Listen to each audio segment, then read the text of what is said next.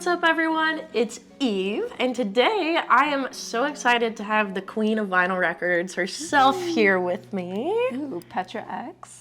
Thanks so much for being here. Of course, I'm really excited. Yeah, so today we're gonna be talking about something that I love, which is music, but it also crosses over into something else that I love, science. Ooh. So we're gonna be talking about the science of vinyl records.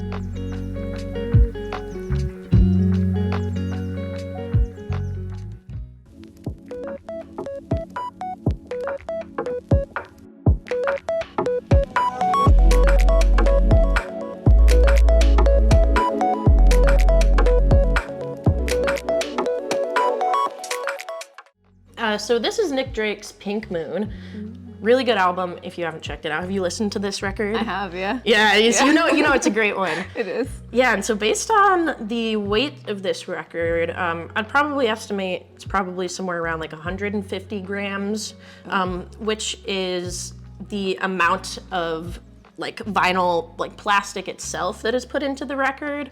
And to basically create this, there's a whole process behind it. It's very intricate. There's a lot of nuances that go into it. But do you know like the very first step? I don't. Vinyl record creating? I do not. Okay. Yeah, that's totally fine. Honestly, Let's learn. It's a process that I think is pretty difficult. There's not a lot of people in the world, to my knowledge, that are able to do this, but it's called cutting a lacquer. So a lacquer disc is a disc made out of lacquer, and a mastering engineer who is working with that lacquer disc is the person that's going to be cutting the audio onto this disc. So imagine something like this, but it's solid. So we don't have any grooves in it yet or anything. It's just a completely solid disc. And what the mastering engineer will do is they have a needle typically made out of like sapphire or diamond, and it cuts the record as the music plays. So all of the grooves inside of a vinyl record are like a physical representation of the waves. Okay. And same with like loud sounds, like how they're very loud and big and aggressive. A loud sound on a record will also produce like a deep and a big groove. Oh, can I touch it? Yeah, feel free. It's hard to see all those little nuances just because it's so small. But you can still, yeah.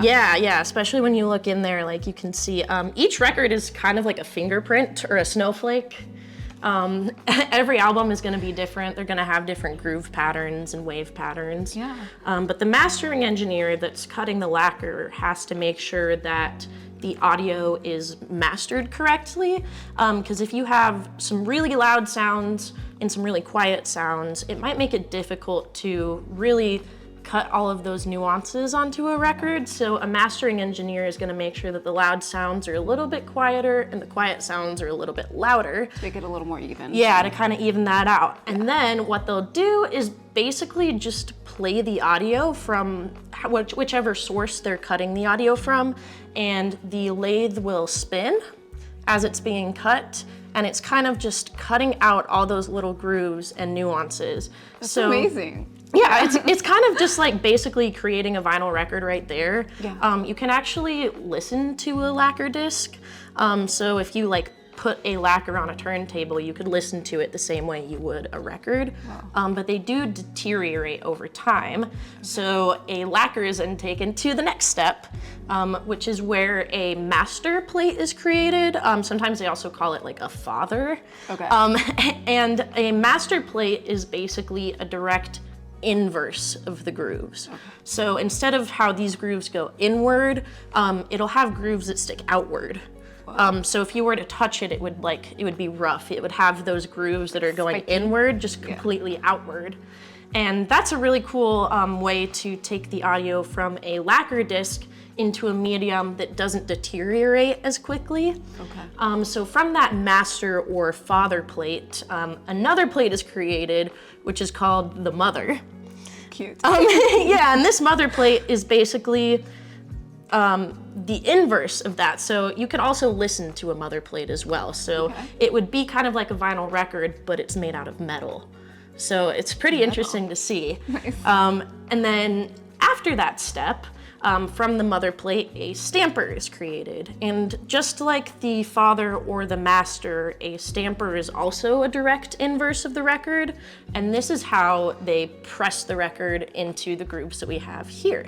Whoa. And then you get this amazing product. I want to say priceless instead of worthless. Priceless. Beautiful. Yeah, so it's a wild process. There's a lot of steps involved. Yeah. But the stamper plates are then put onto a record press, and there is something called a puck, which it's aptly named because it kind of looks like a hockey puck. And that will go in the center of the press, and they will typically kind of just like set the label, the center label there, kind of on top and on bottom. And then those stampers, which are the inverse of the grooves, then come inward to flatten that puck. And that puck is what is flattened into a vinyl record. Wow. Yeah. Wow. Oh my God, the more you know. Yeah, so there's a ton of steps involved with it, and it's pretty nuanced. But that's kind of the basis of how these vinyl records are created. It's a very nuanced process, a very difficult process. If we were to be able to look at this like microscopically, we would kind of like see all of those little grooves inside of there. And you can kind of, but like, imagine being able to feel out each groove. Yeah. Intricate little groove. Yeah, and that's exactly like what a needle is doing when you have that record on your turntable. It's kind of like traveling along those grooves. Yeah. And if you were to look at it, it would kind of maybe look like mountains or like hills. It's kind of peaky like that. Yeah. But it's so interesting how we're able to kind of like translate that sound into something physical. That is how people used to record. Yeah. They used to record like directly to vinyl sometimes, which is probably like the most pure form of analog sound. Now I would say a lot of artists take like digital files and put that onto vinyl, which in that case, I guess for the argument that records sound better, you could argue that it sounds the same as digital because it's being cut from digital. I did not think about that. Yeah, but if you were to like record directly to vinyl or to like a tape or something analog like that, like that's definitely where you get all those little nuances and all that goodness that I feel like people like to talk about with record pressing. Yeah. Well, thank you for showing me. That was insane and beautiful, and I'm very grateful to learn. Yeah, of course. Yeah, I am always here for any vinyl questions, but you're definitely gonna have to show me a lot of music. So I will. You should look at my record collection. I will. It's insane. I'm excited too. Yay. Well, thanks so much for being here. I had a great Thank time. you. Thank you so much. Of course. Bye. Bye.